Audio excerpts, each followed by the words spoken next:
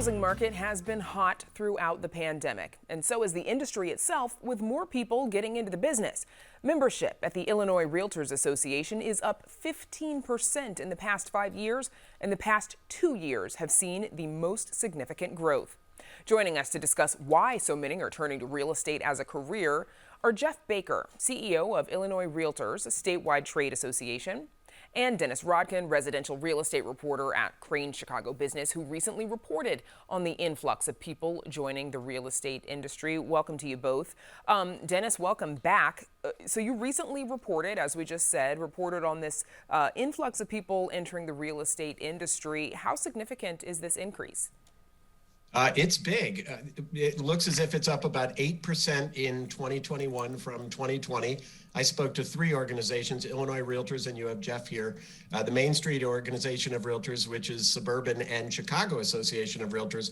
All of them have seen a big influx, several thousand people in 2021 and late 2020 moved into real estate in the Chicago area.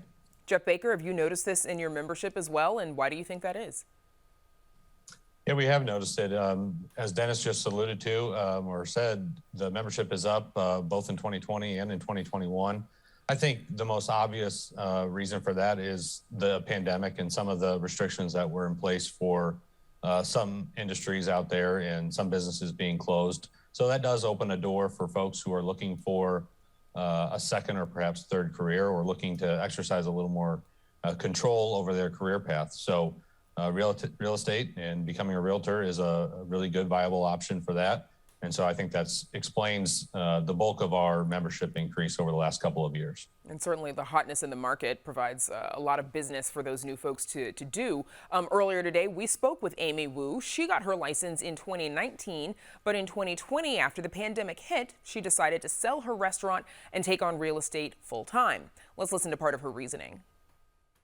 If I am intentional, if I use the right methods, the right models in my business, the idea is I should be seeing that return, that ROI, right? The harder I work, or I should say the smarter we work, right?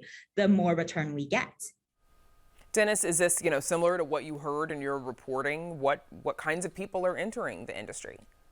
I was interested that it was people at every stage of life, brand new to the professional world, all the way up to nearly retired. Many of them had an interest already in real estate. They were investors. They enjoyed decorating, whatever it was. But a lot of them went in specifically because hospitality shut down, or another business they were in shut down. And they said, well, real estate kept operating during the pandemic. Real estate was one of the essential services from the very beginning of the pandemic. So if this track I'm on is blocked, what's one of the ones that is actually happening? And that was an early choice. But then, as you saw, the housing boom that kicked in because of the pandemic, that was confirmation of that choice all along the way. Jeff, you talked about some of the opportunities that the industry provides with regards to flexibility and being your own boss, and a bit of what Amy Wu said as well, the ROI from how much you work. But, what are some of the challenges for new real estate agents who are brand new to this field? Yeah, so Amy's comment is spot on in terms of being able to more directly link effort and reward. And that's something that the industry provides realtors. And so that's spot on as to one of the reasons that it attracts ambitious, and especially those who have an entrepreneurial spirit. But some of the challenges that some of the newcomers face, but also some of the more experienced realtors, is they are in a very heavily competitive industry, and they're all competing for a slimmer and slimmer number of homes that are available for sale. We're coming off of 2 consecutive years, in fact, more than that in terms of supply of housing. So there's less and less to compete over, and more people to compete with.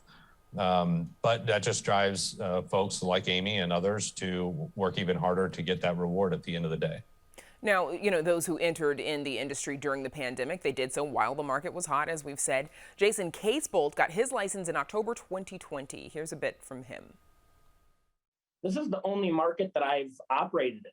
I have not brokered real estate in, years past. It was definitely challenging, sure, but I would not have changed it for the world because it taught me so much so quickly.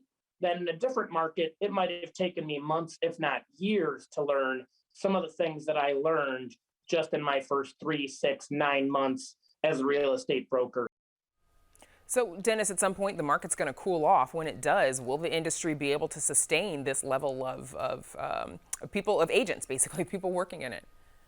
Well, probably not, but it is a business that you can enter and leave at different times. And we certainly saw a big flow out of personnel from the real estate industry when there was a housing crash in 2008. Not that it looks as if there's another housing crash coming, but if the market starts to slow down, then maybe some of these people say, okay, that tided me over for a period and now I'm going on to something else. But the other idea is if you got in during this challenging market when it was hard to schedule open houses and closings were done in some cases from out in the car and that sort of thing, then maybe you sort of, you were forged at a difficult time and can move forward in an easier market and sustain. If you can make it then, you can keep making it.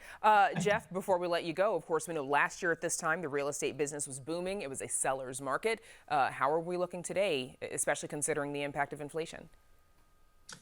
Yeah, right now, I think the market's still strong, and I think it's going to stay that way for some time in 2022. We'll have to wait and see what happens with interest rates throughout the year and see the direct impact that has on mortgage rates. Obviously, that plays a role in people's ability to borrow to buy a home.